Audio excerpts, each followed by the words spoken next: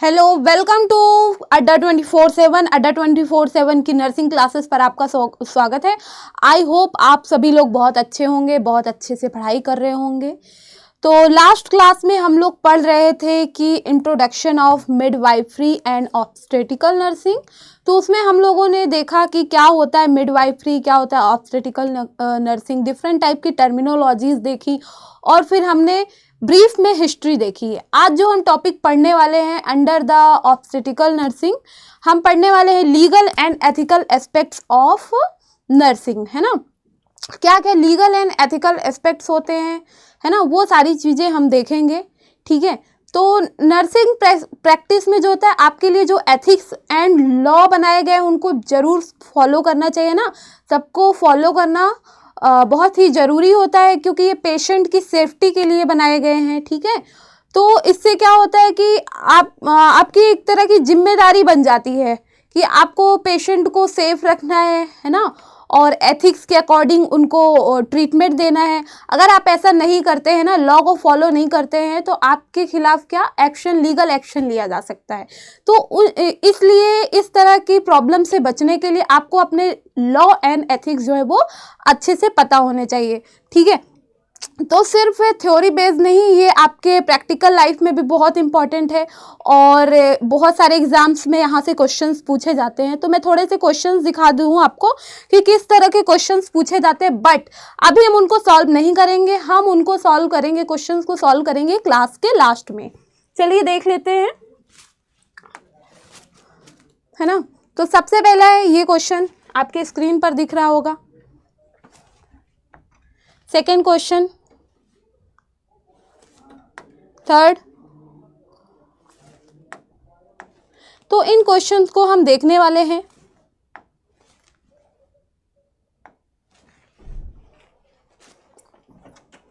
तो इस तरह के जो क्वेश्चंस हैं वो पूछे जाते हैं एग्जाम में।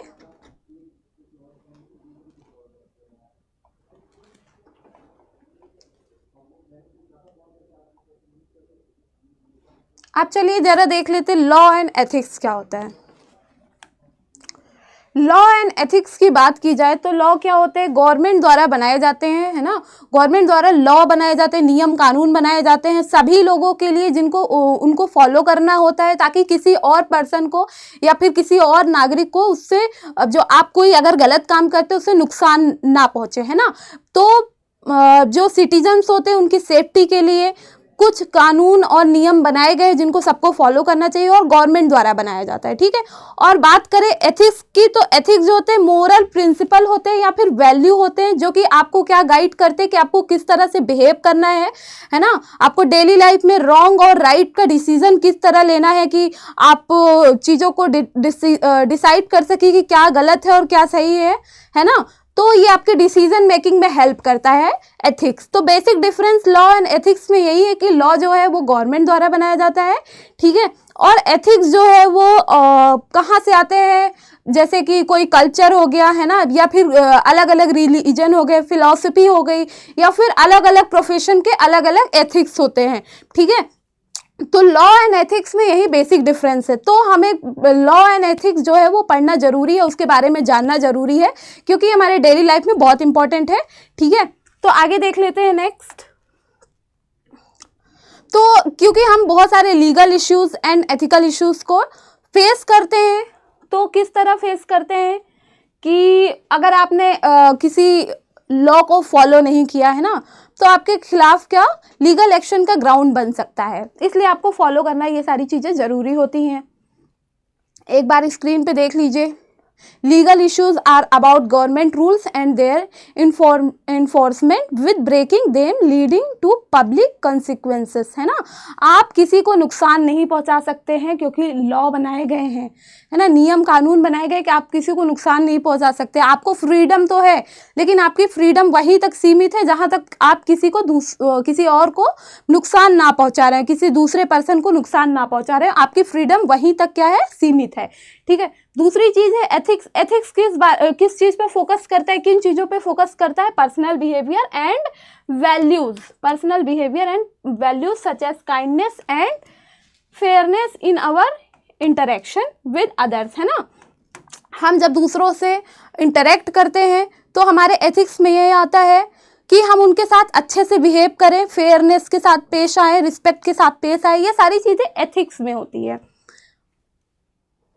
आगे देखें,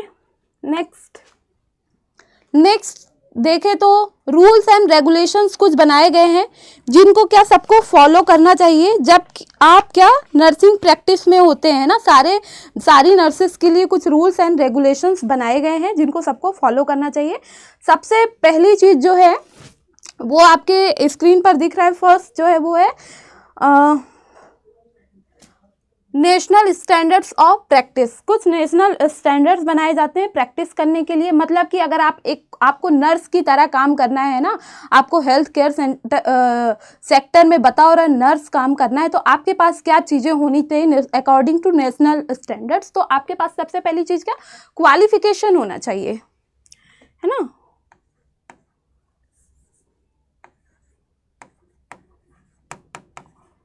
क्वालिफिकेशन होना चाहिए। एजुकेशनल प्रोग्राम जो होते हैं उनमें आपने पार्टिसिपेट किया हो, है ना, जैसे कि ANM, JNM या फिर BSc नर्सिंग। आपके पास डिग्रियां होनी चाहिए, साथ में ट्रेनिंग भी होना चाहिए। और आपको किस कॉलेज से आपका क्वालिफिकेशन कंप्लीट करना चाहिए, जो कि क्या हो, रजिस्टर्ड हो, है ना, मान्यता प्राप्त हो। कहाँ से, INC यानी कि इंडियन नर्सिंग काउंसिल से, है ना। तो ये चीज़ हो गई रूल्स एंड रेगुलेशन में। दूसरी रूल्स एंड रेगुलेशन की बात करें तो स्टेट रेगुलेशन। कुछ स्टेट रेगुलेशंस होते हैं, जैसे कि आपके पास लाइसेंस होना चाहिए प्रैक्टिस करने के लिए। क्या होना चाहिए आपके पास, लाइसेंस होना चाहिए, लाइसेंस होना चाहिए प्रैक्टिस करने के लिए। लाइसेंस होना चाहिए आपके पास प्रैक्टिस करने के लिए, है ना, licence to practise, licence to practise. दूसरी चीज, आप क्या, रजिस्टर्ड होना चाहिए, है ना, आपके पास रजिस्ट्रेशन होना चाहिए।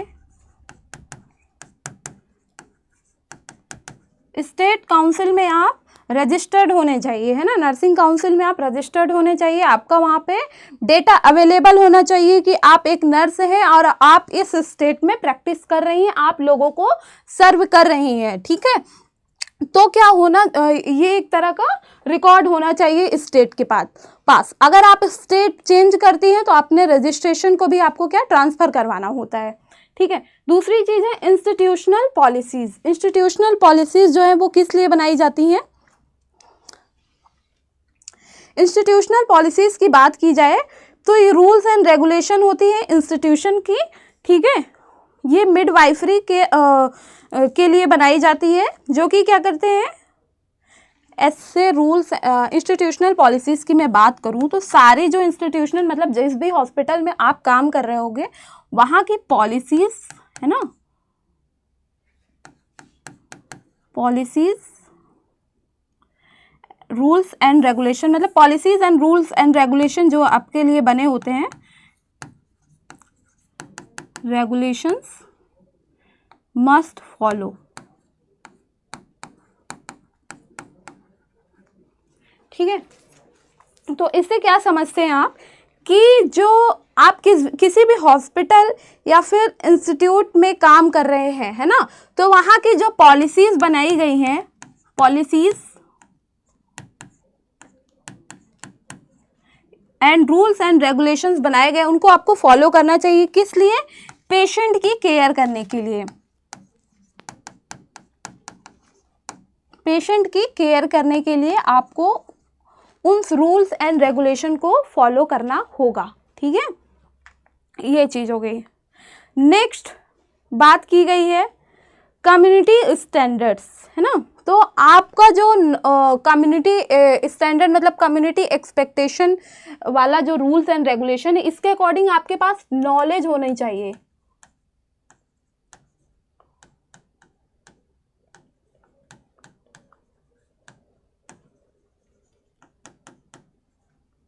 Knowledge of medical and nursing,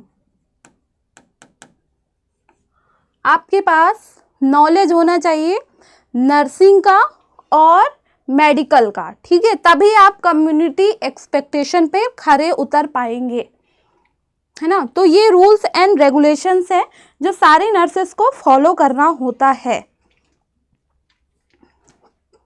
I hope आपको समझ में आ गया।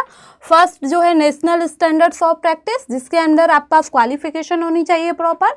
सेकंड है state regulation. State regulation means कि अगर आपको प्रैक्टिस करनी है तो आपके पास प्रॉपर लाइसेंस होना चाहिए, ठीक है, और रजिस्ट्रेशन नंबर होना चाहिए, ठीक है। नेक्स्ट है इंस्टीट्यूशनल पॉलिसीज। इंस्टीट्यूशनल पॉलिसीज में मतलब कि आप जिस भी इंस्टीट्यूट में काम कर रहे हैं या फिर किसी हॉस्पिटल में काम कर रहे हैं, ऑर्गेनाइजेशन में काम कर रहे हैं, आपको क्या वहाँ के जो रूल्स एंड रेगुलेशन है उनको क्या करना होगा, फॉलो करना होगा, ठीक है। नेक्स्ट है कम्युनिटी एक्सपेक्टेशन। कम्युनिटी का मतलब है कि आपके पास प्रॉपर नॉलेज होना चाहिए सारी चीज़ों का, ठीक है। आप जो भी प्रैक्टिस कर रहे हो, आप एक नर्स की तरह काम कर रहे हो, तो आपको पूरी मेडिकल की नॉलेज होनी चाहिए, है ना, ट्रीटमेंट की नॉलेज होनी चाहिए, ताकि आप लोग पेशेंट की अच्छी तरह से केयर कर सकें, है ना। तो ये सारी चीज़ें ज़रूरी होती हैं।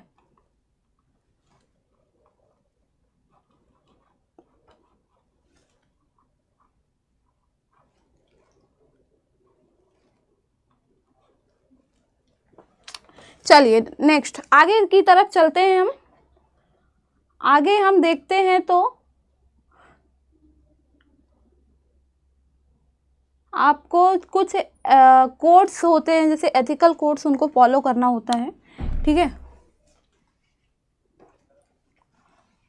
तो यहाँ पर दिया हुआ है code of ethics. Code of ethics क्या होता है कि रूल्स बनाए गए हैं और कुछ प्रिंसिपल बनाए गए हैं एथिकल वे में, कि उससे क्या हो सके, पेशेंट का भला हो सके, है ना।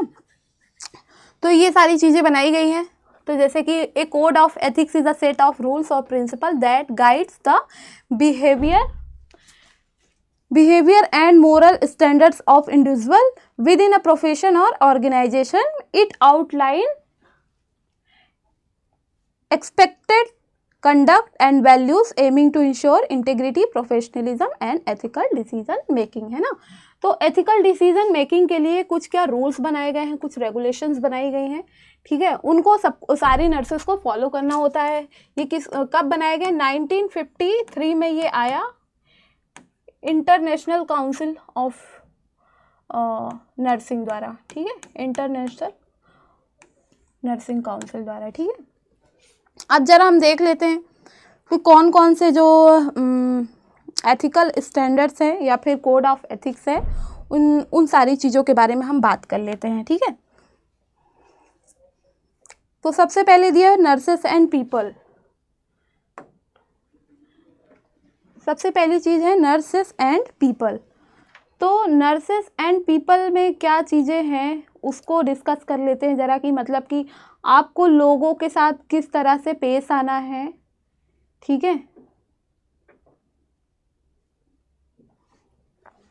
नर्सेस एंड पीपल, सबसे पहला जो है कोड ऑफ एथिक्स है वो है नर्सेस एंड पीपल।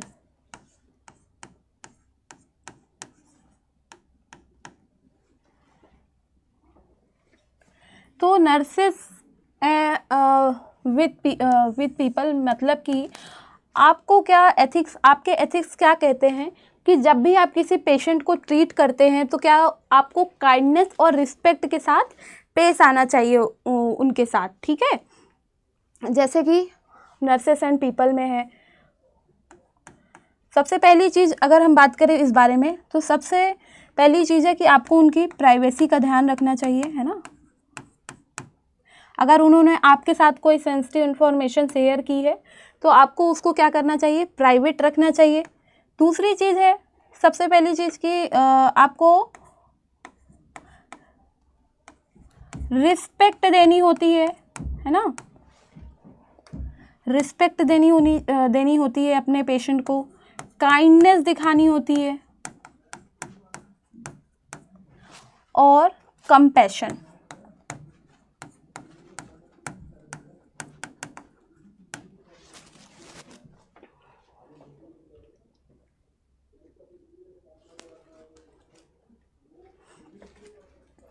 उनके राइट्स का क्या करना चाहिए, प्रोटेक्ट्स देयर राइट, है ना,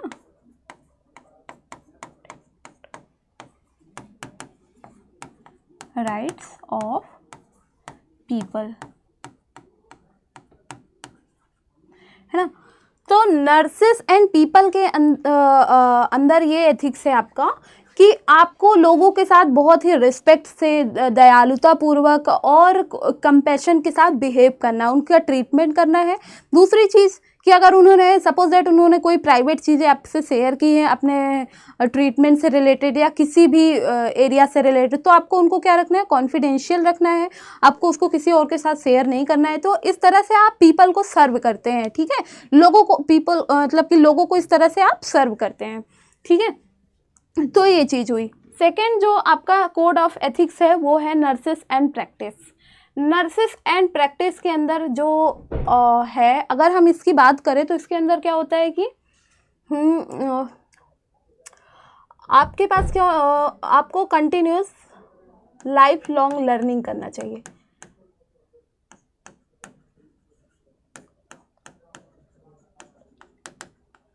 लाइफ लर्निंग पे ध्यान देना चाहिए, है ना, लाइफ लर्निंग पर ध्यान देना चाहिए। और टू प्रमोट या फिर टू इनहेंस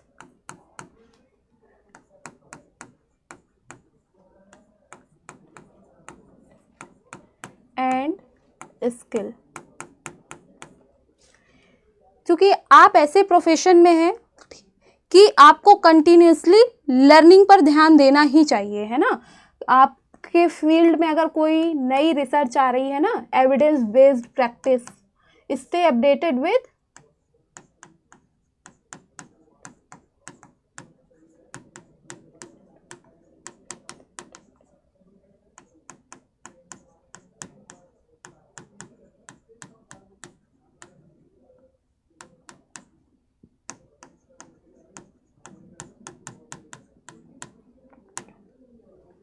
और ये आप सारी चीज़ें क्यों कर रहे हैं, क्यों कर रहे हैं, पेशेंट की हेल्थ को प्रमोट करने के लिए, उनकी हेल्थ या फिर उनकी वेल बीइंग को प्रमोट करने के लिए, ठीक है। तो इसके अंदर ये बोला जा रहा है कि नर्सेस एंड प्रैक्टिस में कि आपको लाइफ लॉन्ग लर्निंग पर ध्यान देना चाहिए, आपको हमेशा कुछ ना कुछ नया सीखते रहना चाहिए। आपके क्षेत्र में, है ना, आपके एरिया में कोई नई रिसर्च हुई है तो उससे आपको अपडेटेड रहना चाहिए कि हो सकता है वो आपके पेशेंट के लिए हेल्पफुल हो, आप कुछ नया ट्रीटमेंट दे सके या फिर कुछ एडवांस ट्रीटमेंट उनको दे सकती हैं, ठीक है। और दूसरी चीज़ है enhance knowledge and skill. Life time आपको अपने नॉलेज और स्किल पर काम करना चाहिए और उसको इंक्रीज करते रहना चाहिए। नेक्स्ट है nurses and society. Nurses and society जो है बहुत नया टर्म नहीं, आई थिंक आप सबको इसका थोड़ा बहुत आइडिया होगा ही। तो जो नर्सेस होती हैं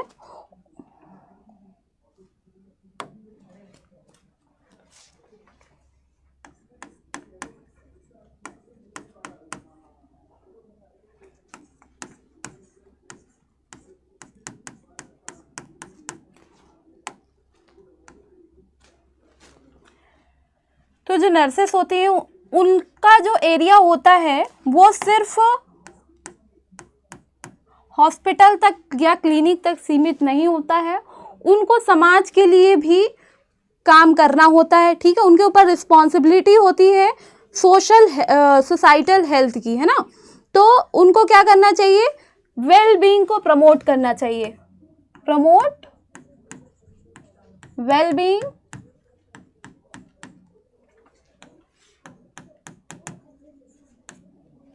educate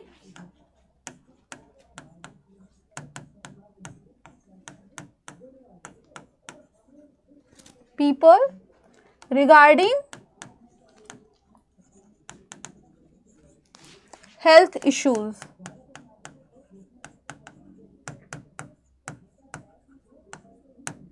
ठीक है। तो आपको सोसाइटी के लिए भी काम करना चाहिए, है ना।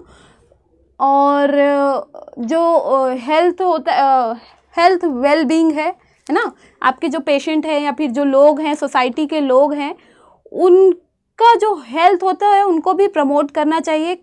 कैसे, हेल्थ लिटरेसी देना चाहिए उनको, है ना, यानी कि एजुकेट करना चाहिए उनको, लिटरेसी देनी चाहिए अबाउट द हेल्थ, कि आप अपने हेल्थ को और कैसे अच्छा कर सकते हैं ना, पानी साफ पिए, छोटी छोटी चीज़ें जो होती हैं आप उनको बता सकते हैं। जैसे कि कुछ एरियाज़ होते हैं जहाँ पे लोगों को नॉलेज नहीं होता है कि मैटरनल केयर कैसे करनी है, प्रेग्नेंट लेडी है ना, उसका ध्यान कैसे रखना है, उसको कौन कौन से टीके लगवाने हैं, या फिर कोई नए बच्चे ने जन्म लिया है तो न्यूबॉर्न बेबी है तो उसको उसकी केयर किस तरह से करनी है, ये सब चीज़ें आप सोसाइटी में जाके सर्व कर सकती हैं। तो ये चीज़ बताई गई है कि नर्सेस एंड सोसाइटी, मतलब आपकी रिस्पॉन्सिबिलिटी बन जाती है कि आप सोसाइटी में भी जाकर कंट्रीब्यूट करें।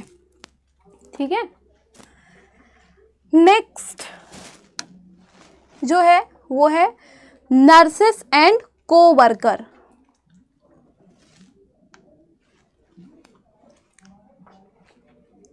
नर्सेस एंड कोवर्कर,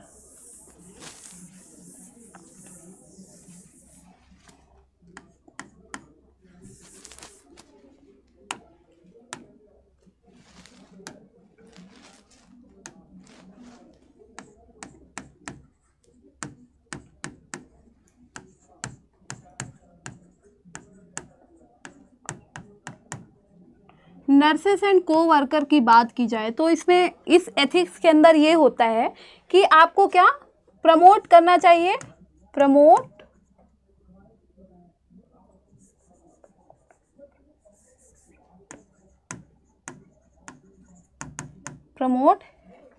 हेल्दी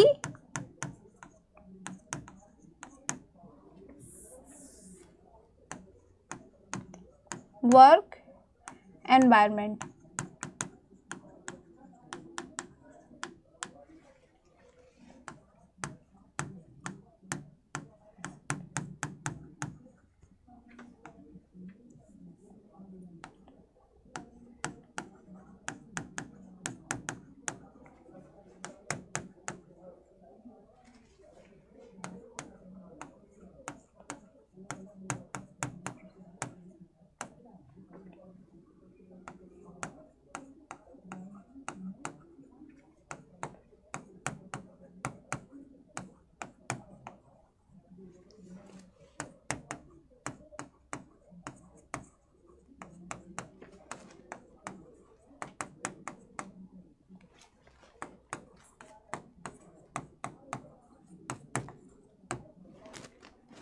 है ना, नर्सेस एंड कोवर्कर के एथिक्स की हम बात करें तो सबसे पहले कि आपको कोशिश करना चाहिए कि जो आपका वर्क एनवायरनमेंट है ना, आप किसी हॉस्पिटल में या क्लिनिक में या फिर कहीं पर भी काम कर रहे हो, किसी भी ऑर्गेनाइजेशन में, आपको कोशिश करना चाहिए कि जो आपका वर्किंग एनवायरनमेंट है वो हेल्दी हो, है ना। एक दूसरे की कंप्लेन करना या फिर एक दूसरे से कंपटीशन करना, ऐसी भावना नहीं होनी चाहिए।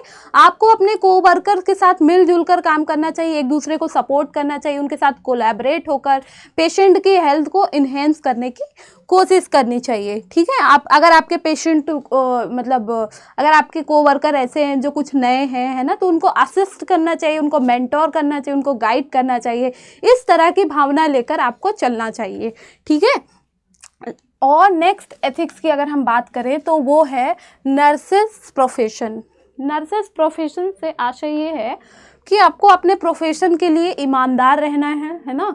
आपको अपने प्रोफेशन में आप जो भी चीज़ें कर रहे हो, जो भी काम कर रहे हो, उसके प्रति ईमानदार होना चाहिए, मन लगाकर और पूरी हार्ड वर्किंग और ऑनेस्टी के साथ आपको काम करना चाहिए। प्रोफेशंस नर्सिंग विद प्रोफेशन की बात करें तो एक एग्जांपल ये ले सकते हैं कि आपको अगर आपका कोई पेशेंट है ना, तो आपको पूरी ऑनेस्ट इन्फॉर्मेशन देना चाहिए उसको या और कंप्लीट इन्फॉर्मेशन देना चाहिए अबाउट देयर ट्रीटमेंट, है ना, कि उनका जो ट्रीटमेंट चल रहा है उसके क्या क्या रिस्क हो सकते हैं, क्या क्या बेनिफिट्स हो सकते हैं, या फिर इस ट्रीटमेंट के अलावा और कौन से अल्टरनेटिव्स हैं, वो सारी जानकारी देनी चाहिए।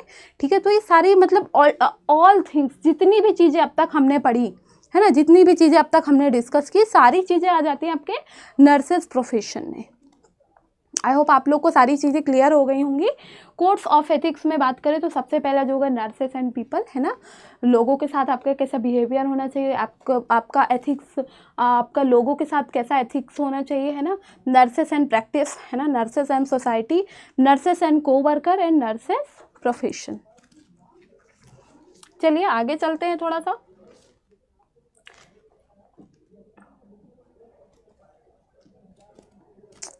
अब बात कर लेते हैं थोड़ा सा एथिकल प्रिंसिपल्स के बारे में।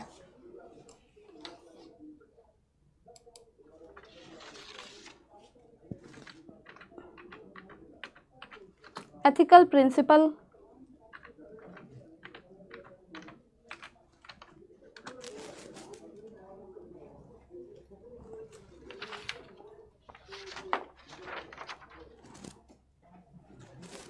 एथिकल प्रिंसिपल में देखें तो सबसे पहली चीज़ है वो है ऑटोनॉमी। आई थिंक आप लोग को दिख रहा होगा ऑटोनॉमी।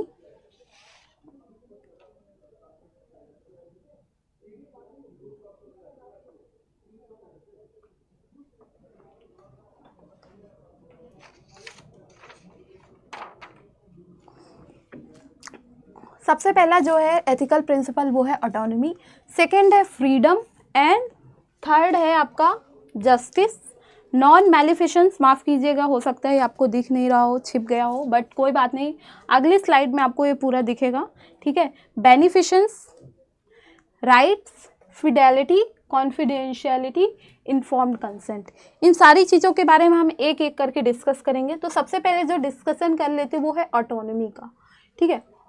ऑटोनॉमी, ऑटोनॉमी क्या होता है? ऑटोनॉमी मतलब होता है खुद से, है ना। तो जो आपके पेशेंट्स होते हैं उनके पास क्या राइट होता है? सेल्फ डिटर्मिनेशन का, ठीक है। सेल्फ डिटर्मिनेशन मतलब कि वो खुद से डिसीजन लेने का उनके पास राइट होता है। तो जैसे कि मैं एक एग्जांपल लूँ कि अभी कोई एक मारिया नाम की पेशेंट है ना, वो प्रेग्नेंट है, उसका 3rd ट्राइमेस्टर चल रहा है, ठीक है।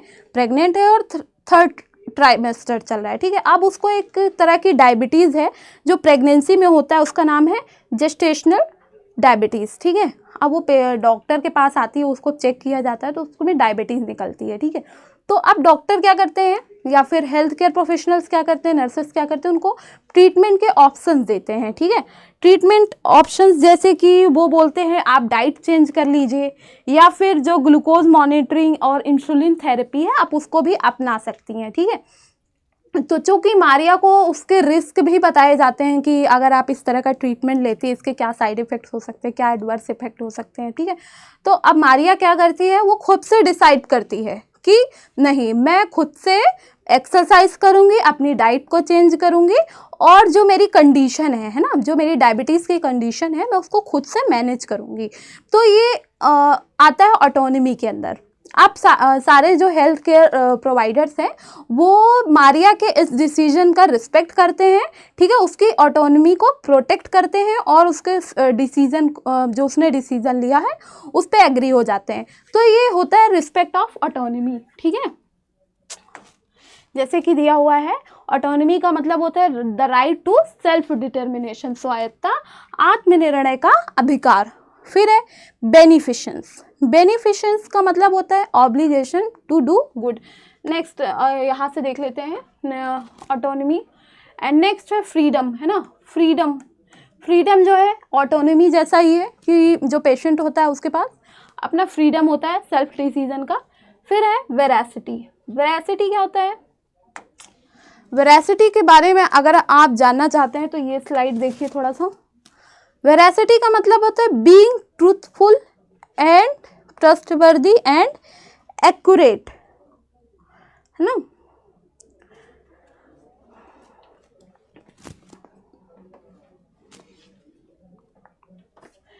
वेरासिटी का मतलब होता है being truthful, trustworthy and accurate. इसको एक एग्जाम्पल के थ्रू समझे तो जो फिजिशियन होते हैं या डॉक्टर होते हैं उनको क्या होना चाहिए? ट्रूथफुल होने चाहिए। ट्रूथफुल होने का मतलब कि उनको क्या प्रोवाइड करना चाहिए? प्रोवाइड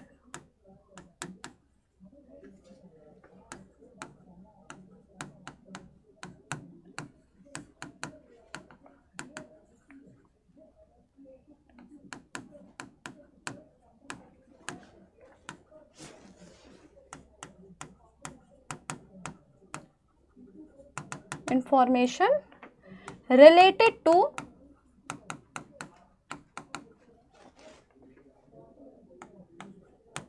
risk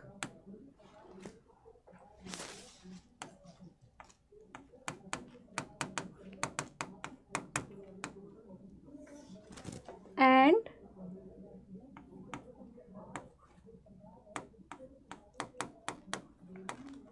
नेटिव ट्रीटमेंट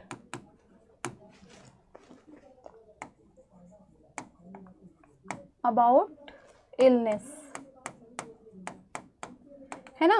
तो सपोज दैट कोई पेशेंट है, वो आपके पास कोई ट्रीटमेंट करवाने आता है, कोई इलनेस की ट्रीटमेंट करवाने आता है, तो आपको क्या उस ट्रीटमेंट से रिलेटेड, उस इलनेस से रिलेटेड जितनी भी इंफॉर्मेशन है आपको क्या करना चाहिए, एक्यूरेट और स्ट्रेट फॉरवर्ड वे में आपको उसको सारी इंफॉर्मेशन दे देनी चाहिए। तो ये सारी चीज़ें किसके अंदर आती हैं, वेरासिटी के अंदर, बीइंग ट्रूथफुल और ट्रस्टवर्दी, है ना। आपको इतना सही सब कुछ बताना है, एक्यूरेट बताना है कि आप पेशेंट के लिए क्या रहे, ट्रस्ट वर्दी रहे, ठीक है। Provide honest straight forward information related to risk, benefits and alternative treatment about illness, ठीक है।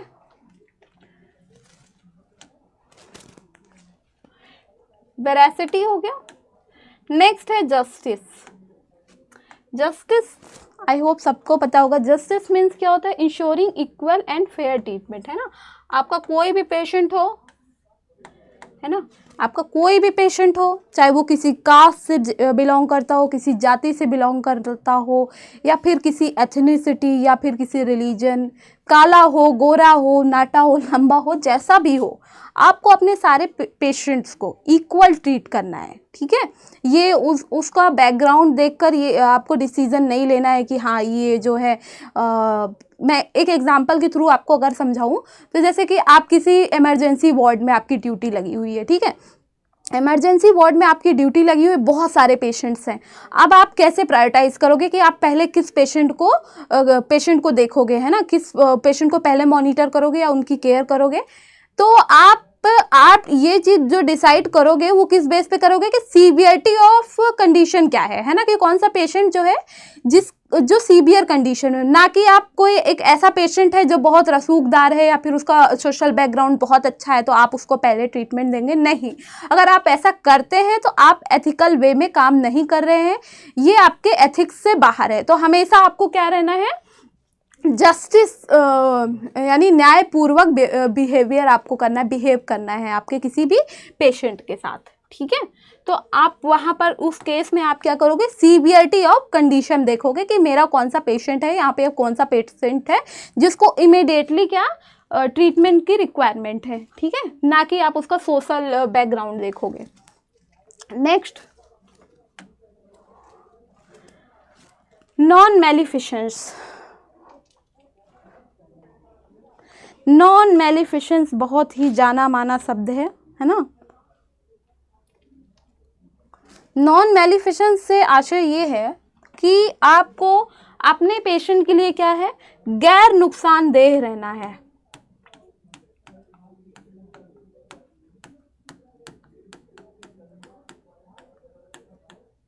गैर नुकसानदेह है ना, नॉन मैलिफिशेंस।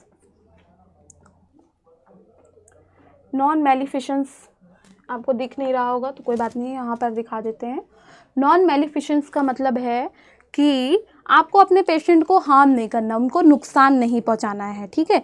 जैसे कि अगर आपके पास कोई पेशेंट आता है ना, तो आपको क्या करना चाहिए, उनकी पूरी मेडिकल हिस्ट्री एक बार चेक करना चाहिए कि उनको कौन कौन से ट्रीटमेंट हुए हैं, है ना, उनको कौन कौन सी मेडिसिन दी गई हैं, उन सारी चीज़ों को आपको एक बार रिव्यू करना चाहिए और देखना चाहिए कहीं उनको किसी चीज़ से एलर्जी तो नहीं है ना। तो इन सब चीज़ों को ख्याल रखना चाहिए। आप उनको इंजेक्शन लगा रहे हैं, आप उनको आईवी दे रहे हैं, तो कोशिश करें कि उनको पेन कम से कम हो, है ना। अब आप लगा रहे हो, उनको बोल रहे अरे ये तो पेन होता ही है, ये तो गलत बात है। आपको उनको नुकसान पहुंचाने की बिल्कुल भी कोशिश नहीं करना चाहिए, है ना।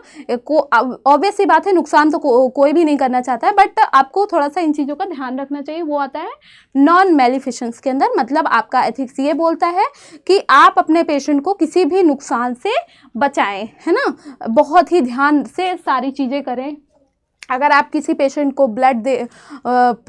ब्लड चढ़ा रहे हैं तो आप देख लें, पहले अच्छे से डबल टाइम चेक कर लें, है ना। डबल टाइम चेक कर ले, 2-3 बार चेक कर ले कि जो ब्लड चढ़ाया जा रहा है वो सही है कि नहीं, सही ब्लड ग्रुप है या नहीं है ना। अगर आपने मेडिसिन दी है उनका प्रेस्क्रिप्शन एक बार और चेक कर लें कि सारी मेडिसिन दी गई हैं या नहीं दी गई, कोई गलत मेडिसिन तो नहीं दे दी गई है, डोज तो गलत नहीं हो गई। इन सारी चीज़ों का ध्यान रखना चाहिए।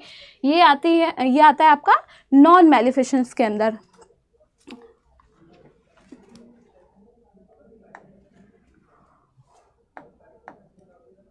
ठीक है, नेक्स्ट है बेनिफिशेंस। बेनिफिशेंस का मतलब है कि उपकार करने की भावना होनी चाहिए आपके पास, है ना। लोगों का उपकार,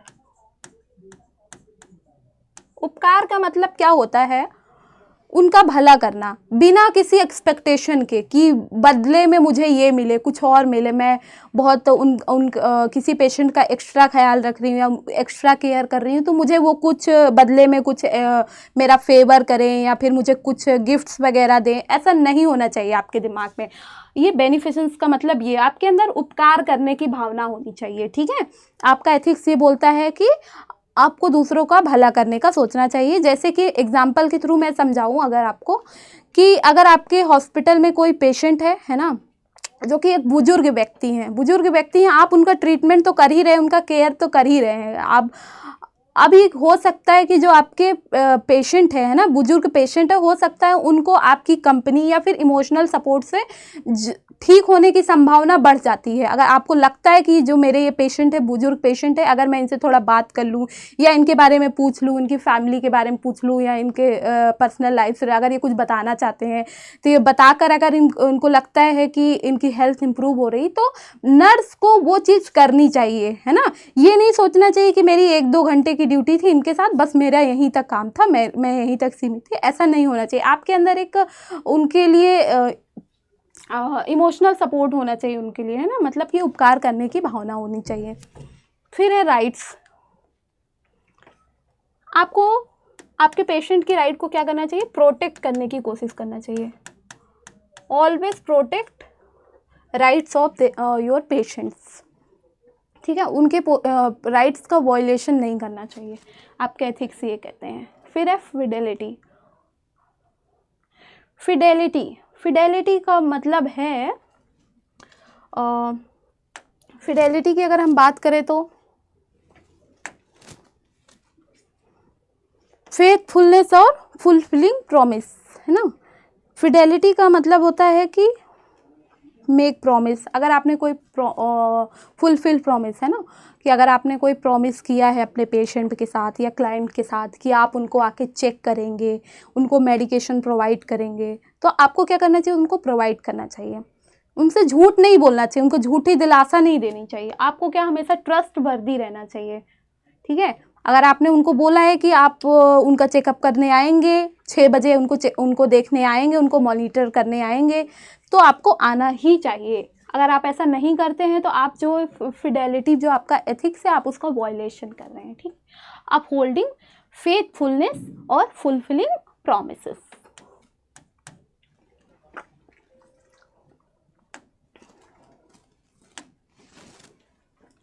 इन्फॉर्म्ड कॉन्फिडेंशियलिटी। कॉन्फिडेंशियलिटी का मतलब होता है कि जो पहले भी बात हो चुकी है कि कॉन्फिडेंशियलिटी का मतलब होता है कि जो उनकी प्राइवेसी होती है उनको वॉयलेट नहीं करना होता है। ठीक है, क्या होता है कि पेशेंट्स जो है ना, बहुत सारी क्या होता है, सेंसिटिव इंफॉर्मेशन जो है वो शेयर करते हैं अपने डॉक्टर के साथ, फिजिशियन के साथ या नर्सेस के साथ। जैसे कि रिलेटेड हो सकता है उनकी मेडिकल हिस्ट्री, है ना, हो सकता है कि वो अपने बताएं कि मेरी मेडिकल हिस्ट्री क्या थी, मेडिकल हिस्ट्री, या फिर वो किसी तरह उनको मेंटल ट्रीटमेंट मिला हो पहले, इससे पहले उन्हें किसी, ठीक है, उन्होंने इससे पहले कोई मेंटल ट्रीटमेंट लिया हो और उन्होंने इस तरह की सेंसिटिव इन्फॉर्मेशन जो है आपको बता दी है। ठीक है, तो आपको उन सारी इन्फॉर्मेशन को क्या रखना है, प्राइवेट रखना है। ये नहीं कि आप बाहर निकले और किसी को भी बता दिया, जब तक कि वो क्या लाइफ थ्रेटनिंग कंडीशन ना हो। ऐसी कोई इन्फॉर्मेशन आपकी पेशेंट की, जब तक वो लाइफ थ्रेटनिंग ना हो, मतलब कि अगर आप उनको उस चीज़ को आप किसी से शेयर नहीं करते, उनके फैमिली मेम्बर से या फिर डॉक्टर से शेयर नहीं करते हो, तो उनको नुकसान पहुंचेगा या फिर उनकी जान जा सकती है, तब आपको शेयर कर देना चाहिए। बट नॉर्मल केस में आपको उनकी प्राइवेसी जो है उसका वायलेशन नहीं करना चाहिए, उनकी बातों को, उनकी इन्फॉर्मेशन को क्या प्राइवेट रखना चाहिए, ठीक है।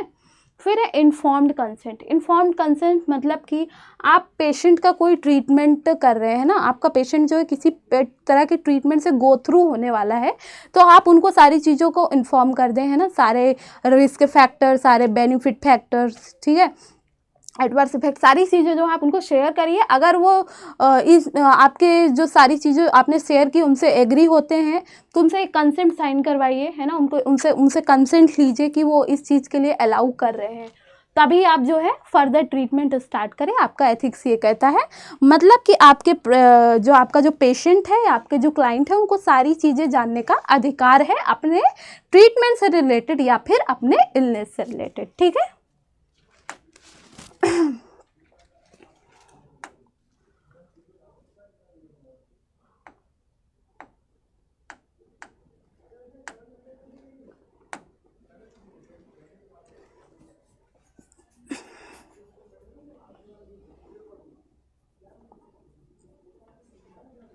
अब इसके बाद जो है हम लोग डिस्कस करने वाले हैं, आई होप आपको सारे प्रिंसिपल ठीक से समझ में आ गए होंगे। यहाँ से ज़्यादातर क्वेश्चन जो है वेरासिटी और फिडेलिटी वगैरह से ज़्यादातर क्वेश्चंस बनकर आते हैं, ठीक है। एग्ज़ाम नॉर्सेट वगैरह में पूछे जाते हैं या ESIC वगैरह में एग्ज़ाम्स में पूछे जाते हैं। इन टर्म्स की मीनिंग पूछी जाती है, ठीक है, इन टर्म्स की मीनिंग पूछी जाती है, तो आपको ये सारे टर्म्स की मीनिंग आपको ठीक से पता होना चाहिए, ठीक है।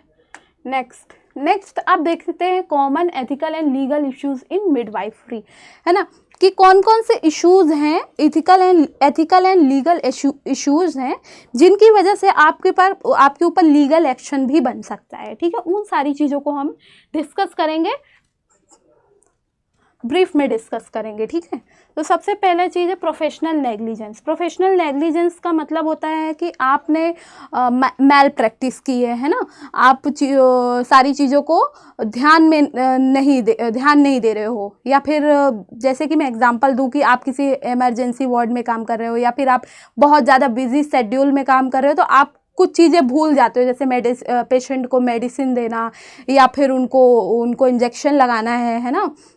तो अगर आप इस तरह की चीज़ें जो है नेग्लेक्ट कर देते हो, तो ये सारी चीज़ें प्रोफेशनल नेग्लिजेंस में आती हैं, जिसकी वजह से क्या हो सकता है, पेशेंट को सीवियर प्रॉब्लम भी हो सकती हो। तो इन सब चीज़ों का ध्यान रखना ज़रूरी होता है। आगे देख लेते हैं, डिस्कस कर लेते हैं। तो प्रोफेशनल नेग्लिजेंस के अंदर सबसे पहली चीज़ आती है मैल प्रैक्टिस। मैल प्रैक्टिस क्या होती है, नेग्लिजेंस और केयरलेसनेस बाय प्रोफेशनल, है ना, आप केयरलेस बिहेवियर दिखाते हो अपना कि आपको कोई केयर नहीं है किसी चीज़ की, है ना, इसको बोलते हैं लापरवाही या फिर असावधानी। अगर आप लापरवाही या असावधानी दिखाते हैं अपने प्रोफेशनल प्रैक्टिस में, तो इसको बोलते हैं मैल प्रैक्टिस, ठीक है। फिर है टॉर्ट जो है ये बहुत ही इम्पोर्टेंट टर्म है, जो कि ज़्यादातर एग्ज़ाम्स में पूछा जाता है। जैसे कि टर्म्स का मतलब होता है अपकृत मतलब कुछ गलत काम करते हैं आप, ठीक है। Tort is when someone does something wrong और hurts another person like causing injury, damage, it's not breaking contract or trust but it is still against its law.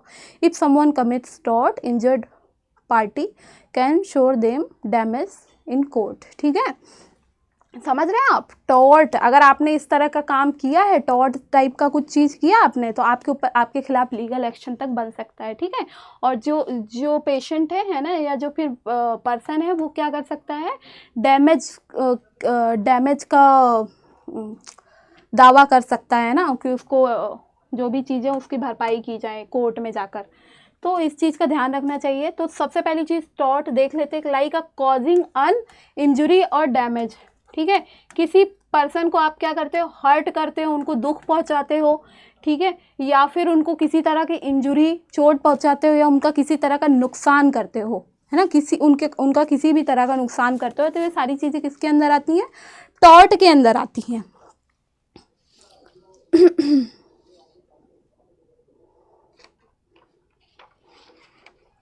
ये सारी चीज़ें टॉर्ट के अंदर आती हैं।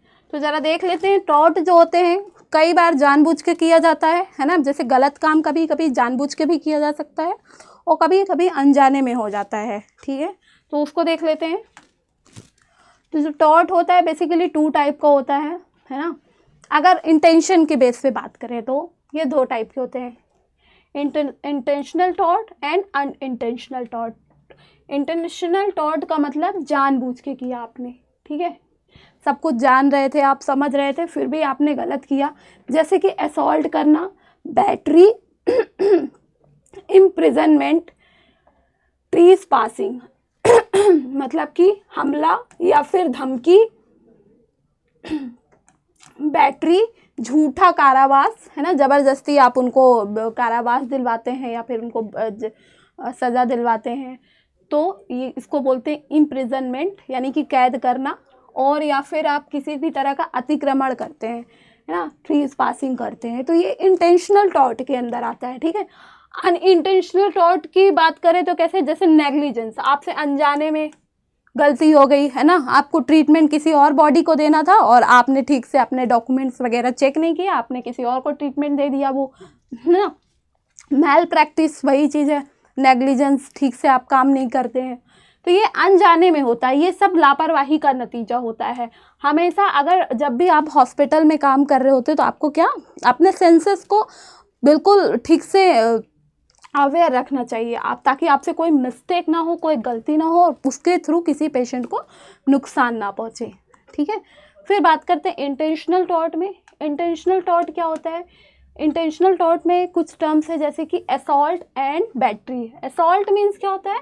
धमकी देना या फिर उसको हमला करना, ठीक है, धमकी, उसको अपने पेशेंट को धमकाना। और बैटरी का मतलब होता है कि बिना उनकी इजाज़त के या फिर बिना उनकी कंसेंट के आपने उनको टच कर दिया, आपने उनको बिना उनकी कंसेंट के आपने इंजेक्शन लगा दी या बिना उनकी कंसेंट की ड्रग एडमिनिस्टर करवा दी उनकी बॉडी में, तो ये आता है बैटरी के अंदर, ठीक है। The most common suit brought against nurse assault is, है ना, ये सबसे ज़्यादा किया जाने वाला एक तरह से बोले तो प्रोफेशनल नेग्लिजेंस है, जो सबसे ज़्यादा किया जाता है वो है असॉल्ट एंड बैटरी, है ना। तो इसमें क्या होता है कि पेशेंट को हार्म पहुंचाया जाता है किसी दूसरे, और क्राइम अगेंस्ट नर्स एक बार देख लेते हैं। The most common suit brought against nurses assault is threat to harm other and becomes crime against nurses. Battery is unintentional touching और पर्सन विदाउट गेटिंग परमिशन और कंसेंट, ठीक है।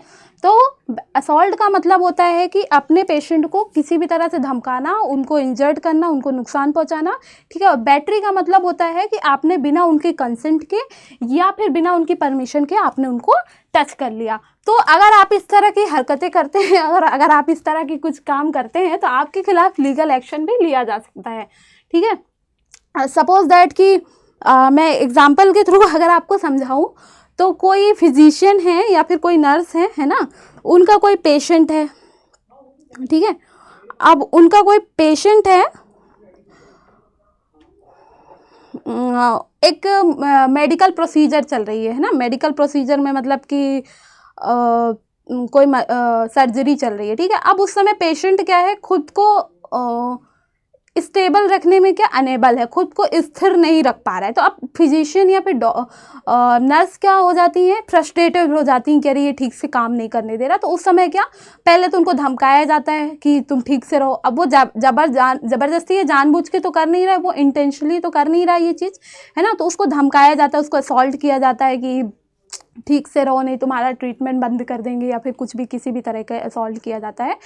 और फिर वो अगर फिर भी नहीं मानता है तो उसके क्या, सपोज दैट उसके हाथ पैर को बांध दिया, है ना, हाथ पैर को बांध दिया, ये किसके अंदर आ जाएगा, असॉल्ट के अंदर आ गया, ठीक है।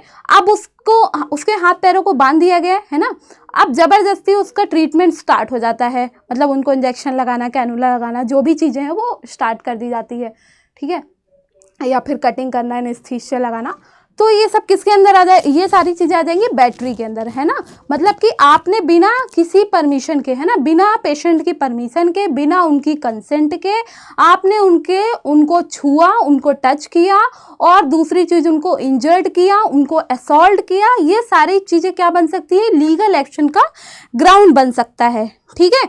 जो आपने पेशेंट को डराया धमकाया, वो सारी चीज़ें असॉल्ट के अंदर आ गई। और आपने जो पेशेंट को बिना उनकी इन्फॉर्मेशन के, बिना उनकी कंसेंट के या फिर बिना उनकी परमिशन के टच किया, ये आ गया बैटरी के अंदर। ठीक है, फिर है डिफेमेशन ऑफ कैरेक्टर, है ना। आप डिफेमेशन का मतलब क्या होता है? चरित्र हनन, है ना। आपने पेशेंट या फिर डॉक्टर या फिर किसी को भी, है ना, डिफेमेशन ऑफ कैरेक्टर का मतलब है कि आपने उनको बदनाम करने की कोशिश की। ठीक है, डिफेम कर रहे हो उनको। उन्होंने आपको सपोज दैट कोई प्राइवेट चीज़ बता दी अपने लाइफ से रिलेटेड, अपने ट्रीटमेंट से रिलेटेड, सेंसिटिव इन्फॉर्मेशन दे दी, तो आप उसको इधर उधर स्प्रेड कर रहे हो या किसी से और से डिस्कस कर रहे हो। अगर उनको इस तरह की, आपके पेशेंट को इस तरह के कोई भी प्रूफ मिलते हैं तो वो आपके खिलाफ लीगल एक्शन ले सकता है, मानहानि का मुकदमा दर्ज कर सकता है। ठीक है, डिफेमेशन ऑफ कैरेक्टर। तो इस चीज़ का ध्यान रखना चाहिए कि कभी भी किसी भी पर्सन को डिफेम करने की कोशिश नहीं करना चाहिए। ठीक है, ये डेली लाइफ में, सिर्फ नर्सिंग प्रोफेशन में नहीं, ये आपके जो आप डेली लाइफ है ना, आपकी रेगुलर लाइफ है, इसमें भी इस चीज़ का ध्यान रखना चाहिए कि आप किसी को ज़बरदस्ती झूठ मूठ का उनको बदनाम करने की कोशिश ना करें, उनको डिफेम करने की कोशिश ना करें। ठीक है, आप देखें टाइप्स ऑफ, इसमें एक तरह कुछ और वर्ड्स हैं, है ना, टाइप्स में कुछ और वर्ड हैं जिनको आपको जानना चाहिए। जैसे slander, slander in the form of spoken word easy, a nurse tells client that his doctor is incompetent, है ना, है ना। सिलेंडर का मतलब है निंदा करना। आप जैसे कि एग्जाम्पल यहाँ पे दिया गया है कि कोई नर्स है, अगर अपने पेशेंट से बोलती है कि जो आपका डॉक्टर है, जो आपको ट्रीटमेंट दे रहा है ना, वो तो मतलब है ही नहीं इस लायक कि आपको ट्रीटमेंट दे, उसने पढ़ाई अच्छे से नहीं की, या फिर उसको तो ट्रीटमेंट करना आता ही नहीं है, या फिर उसने केसेस बिगाड़ दिए हैं। अगर कोई नर्स इस तरह की चीज़ें, या फिर अपने पेशेंट के लिए भी वो इस तरह की निंदा किसी से करती है, सिलेंडर करती है, ठीक है, तो ये किसके अंदर आता है? वायलेशन ऑफ एथिक्स, है ना, सिलेंडर के अंदर आता है। और दूसरा वर्ड जो यूज किया गया है libel, libel in the form of written words. Libel का मतलब है मानहानि। मानहानि मतलब रिटन वर्ड में अगर आपने किसी को डिफेम किया है तो वो लाइबल के अंदर आता है। फ्रॉड, है ना, फ्रॉड मतलब आपने अपने किसी पेशेंट के साथ या किसी के साथ धोखाधड़ी की है, किसी तरह का मिस इंटरप्रिटेशन या गलत जानकारी दी है, ठीक है, उनको किसी भी तरह का नुकसान पहुंचाया है, उनकी चीज़ों को, उनकी पर्सनल चीज़ें हैं, उनको किसी तरह का नुकसान पहुंचाया है, तो वो आता है फ्रॉड के अंदर, है ना। पर्सन और प्रॉपर्टी को आपने किसी तरह का नुकसान पहुंचाया है ना, या हड़पने की कोशिश की है, मिस इंटरप्रिटेशन किया है, गलत जानकारी दी है, तो सारी चीज़ें किसके अंदर आ गई? फ्रॉड के अंदर आ गई।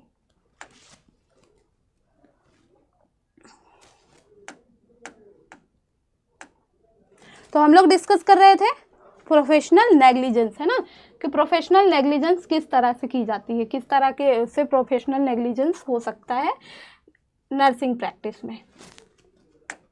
जैसे कि कुछ एग्जांपल अगर हम यहाँ मतलब कुछ चीज़ें अगर डिस्कस करना चाहें तो ये है, जैसे कि failure to follow standards of care, है ना। अगर आप जो स्टैंडर्ड्स बनाए गए होते हैं केयर करने के लिए, पेशेंट का ध्यान रखने के लिए, अगर आप उसको उस तरह फॉलो करने में फेल हो जाते हैं तो ये भी नेग्लिजेंस के अंदर आता है। ठीक है, और failure to use equipment in a responsible manner, है ना। आप इक्विपमेंट जो भी आप फोर्सेप्स वगैरह यूज़ कर रहे हैं, है ना, जो भी इंस्ट्रूमेंट वगैरह यूज़ कर रहे हैं, अगर आप उसको ठीक से यूज़ नहीं कर रहे हैं, प्रॉपर वे में यूज़ नहीं कर रहे हैं, और किसी पेशेंट को उसकी वजह से हार्म पहुंच जाता है या फिर चोट इंजुरी हो जाती है, तो वो आपके खिलाफ लीगल एक्शन ले सकता है। ठीक है, नेक्स्ट है बर्न्स कॉज्ड बाय इक्विपमेंट और सॉल्यूशन। आपने कोई ऐसा इक्विपमेंट या सॉल्यूशन यूज़ किया है जिसकी वजह से पेशेंट जल गया है, तो भी आपके खिलाफ लीगल एक्शन लिया जा सकता है पेशेंट द्वारा। Falls that cause injury to a patient, है ना, आपने ठीक से उनका ध्यान नहीं दिया, है ना, व्हील चेयर से गिर गए या बेड से गिर गए जिसकी वजह से उनको इंजुरी हो गई, वो इंजर्ड हो गए, तो भी वो आपके खिलाफ लीगल एक्शन ले सकते हैं। हो सकता है ये आपने जानबूझ के ना किया, पर ये आपकी मैल प्रैक्टिस है, आपकी नेग्लिजेंस है ना, मतलब लापरवाही का नतीजा है, तो वो आपके खिलाफ लीगल एक्शन ले सकता है। इसलिए आपको इन सब चीज़ों का ध्यान रखना चाहिए।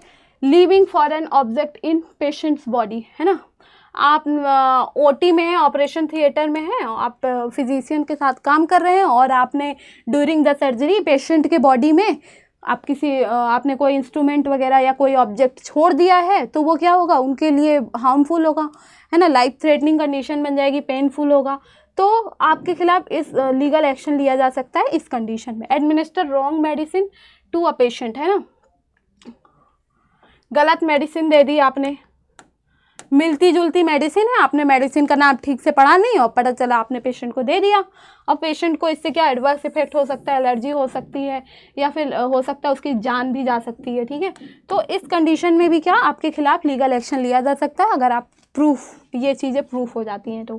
Failure to exercise reasonable judgements, है ना, आप ठीक से उनको आप उनसे ठीक से बात नहीं कर पाते हैं या फिर आपने कुछ ऐसा जजमेंट दे दिया या फिर कोई ऐसी बात बोल दी जो उनको अच्छी नहीं लगी है ना, उनके राइट्स का वायलेशन हुआ, तो ये टॉर्ट के अंदर आएगा और आपके खिलाफ इसमें भी हो सकता है। फेलियर टू कम्युनिकेट, ठीक से बात नहीं कर रहा। फेलियर टू डॉक्यूमेंट्स, आपने डॉक्यूमेंट्स सही से मैनेज नहीं किए, है ना, अगर उसमें आपके ड्यूरिंग द ट्रीटमेंट कुछ चेंजेस आए हैं, है ना, कुछ मेडिसिन जो इंपॉर्टेंट थी लिखनी थी, जो मेंशन करनी थी, अगर आपने वो सब चीज़ें भी मेंशन नहीं की जो पेशेंट के लिए बहुत ही इंपॉर्टेंट थी, वेरी इंपॉर्टेंट थी, तो अगर आपने इन सब चीज़ें मेंशन नहीं की तो भी आपके खिलाफ लीगल एक्शन लिया जा सकता है, ठीक है। Failure to assess and monitor, आप असेसमेंट ठीक से नहीं कर पा रहे हो, निगरानी अपने पेशेंट पे नहीं रख पा रहे हो, जिसकी वजह से उनको किसी भी तरह का नुकसान होता है, तो भी आपके खिलाफ लीगल एक्शन लिया जा सकता है। फिर दूसरी चीज़ मेडिकेशन एरर्स की, है ना, पहले हमने सबसे पहले देखा प्रोफेशनल नेग्लिजेंस, देखा हमने सबसे पहले, एक बार फिर से दिखा दूं मैं आपको, प्रोफेशनल नेग्लिजेंस, है ना। उसके बाद हमें देखना है medication error and failure to monitoring of client, failure to report change of the client, abortion, nursing care of newborn, ठीक है। तो दूसरा हम देखने जा रहे हैं सेकंड देखने जा रहे हैं मेडिकेशन एरर। मेडिकेशन एरर क्या होता है कि by nurses like wrong doses, patient route, timing can lead to serious consequence and allegation, nurse must strictly adhere to protocols, verify patient detail, administer medication accurately report. मतलब कि वही चीज़ें जो मैंने आपको पहले बताई कि जो नर्सेस हैं, है ना, नर्सेस को क्या करना चाहिए कि किसी भी तरह के मेडिकेशन एरर से बचना चाहिए। मेडिकेशन एरर की मतलब कि पेशेंट को रॉन्ग डोजेस नहीं देना चाहिए ना। सपोज दैट अब कोई नया न्यू बर्न बेबी है, छोटा बच्चा है, अब आपने उसको एडल्ट डोज दे दी, है ना, आपने ठीक से कैलकुलेशन नहीं की और आपने एडल्ट डोज दे दी उसको, तो अब वो बेबी के लिए तो बहुत ही हार्मफुल हो जाएगा। तो ये चीज़ गलत है, मेडिकेशन एरर से बचना चाहिए।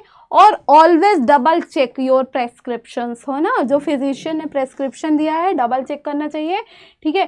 पेशेंट को मेडिसिन सही से देना चाहिए, रूट ऑफ एडमिनिस्ट्रेशन और टाइमिंग भी सही होनी चाहिए। रूट ऑफ एडमिनिस्ट्रेशन मतलब उन्होंने आपको इंजेक्शन देने के लिए बोला है और आपने उनको टैबलेट दे दी, तो है ना, टैबलेट दे दी तो क्या होगा, जो उनका एक्शन होगा, है ना, थेराप्यूटिक एक्शन होगा, वो लॉन्ग हो जाएगा। मतलब कि जो थेराप्यूटिक एक्शन उनको 5 मिनट में मिलना चाहिए, अब उनको 2 घंटे बाद मिल रहा है, 1 घंटे बाद मिल रहा है। मतलब जब उनको थेराप्यूटिक एक्शन चाहिए तब उनको थेराप्यूटिक एक्शन मिल नहीं रहा है।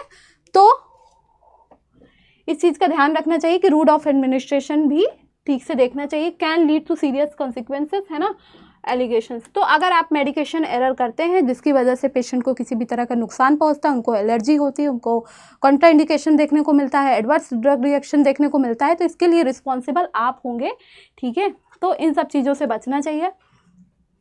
फिर नेक्स्ट है फेलियर टू मॉनिटर। अगर आप अपने पेशेंट को जो मॉनिटरिंग करनी होती है ना, उनकी वाइटल साइन वगैरह टाइम टू टाइम चेक करना होता है, अगर आप वो सारी चीज़ें नहीं कर पाते हैं ठीक से, तो ये भी क्या लीगल वायलेशन होता है। आपको आपकी जिम्मेदारी होती है कि आपके पास जो भी पेशेंट है ना, जैसे कि एग्जांपल दिया हुआ है, during the antenatal period monitoring helps to prevent complications, है ना।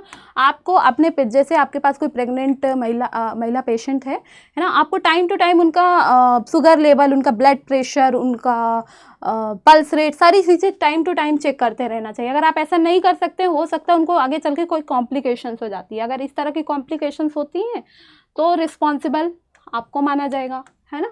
तो अगर आप ठीक से मॉनिटर नहीं करते हैं और उसकी वजह से किसी भी तरह की परेशानी होती है तो आपको लीगल प्रॉब्लम हो सकती है, ठीक है।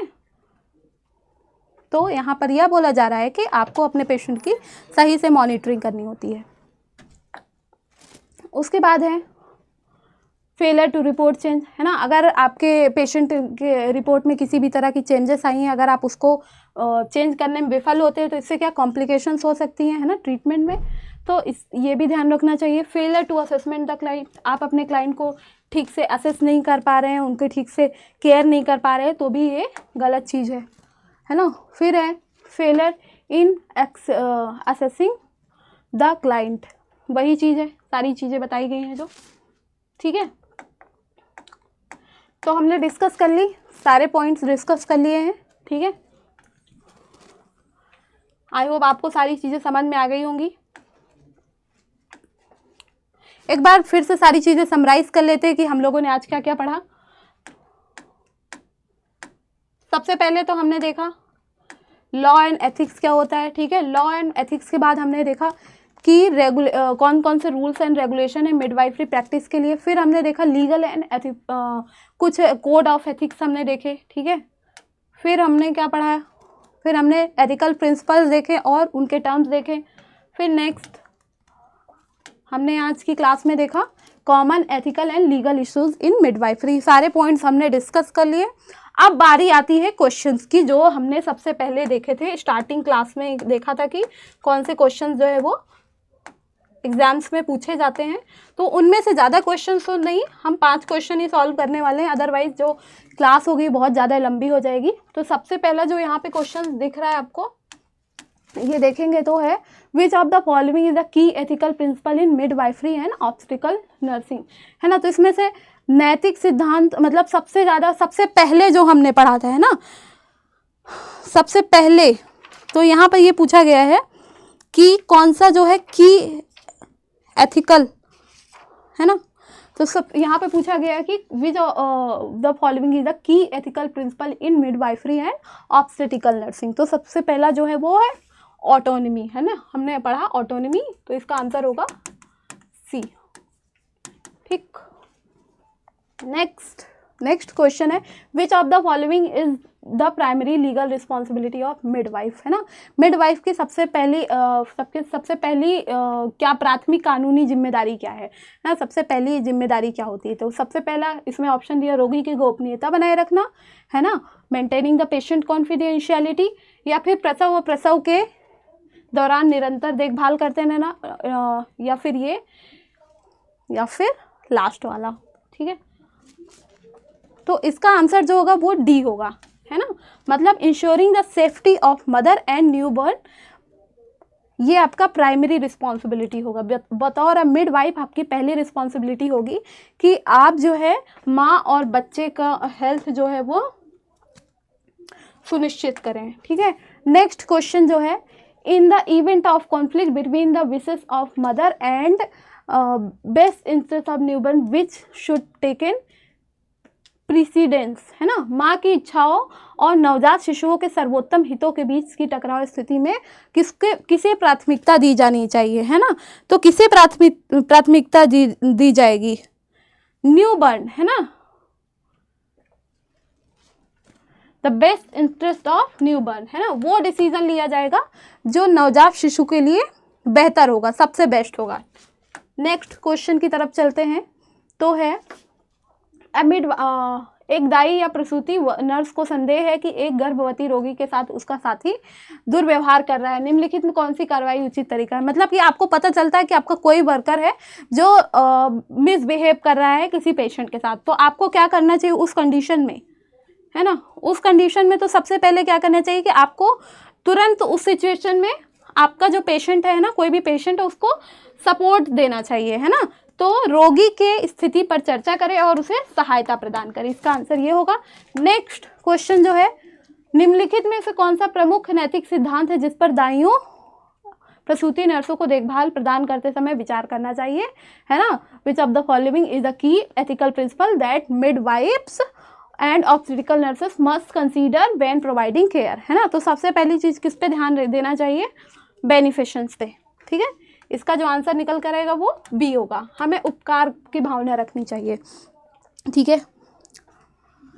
तो ये रही आपकी कंप्लीट क्लास। आई होप आपको सारी चीज़ें समझ में आई होंगी। नेक्स्ट क्लास में हम कुछ नया टॉपिक लेकर आएंगे। आपके कमेंट्स का हमें इंतज़ार रहेगा कि इसका रिव्यू ज़रूर दीजिएगा, या फिर आपको किसी भी तरह के क्वेश्चन है इस टॉपिक से रिलेटेड आप ज़रूर पूछें। और अड्डा 24/7 को सब्सक्राइब करें, चैनल को सब्सक्राइब करें, वीडियो को लाइक ज़रूर करें, ठीक है। Thank you dear students.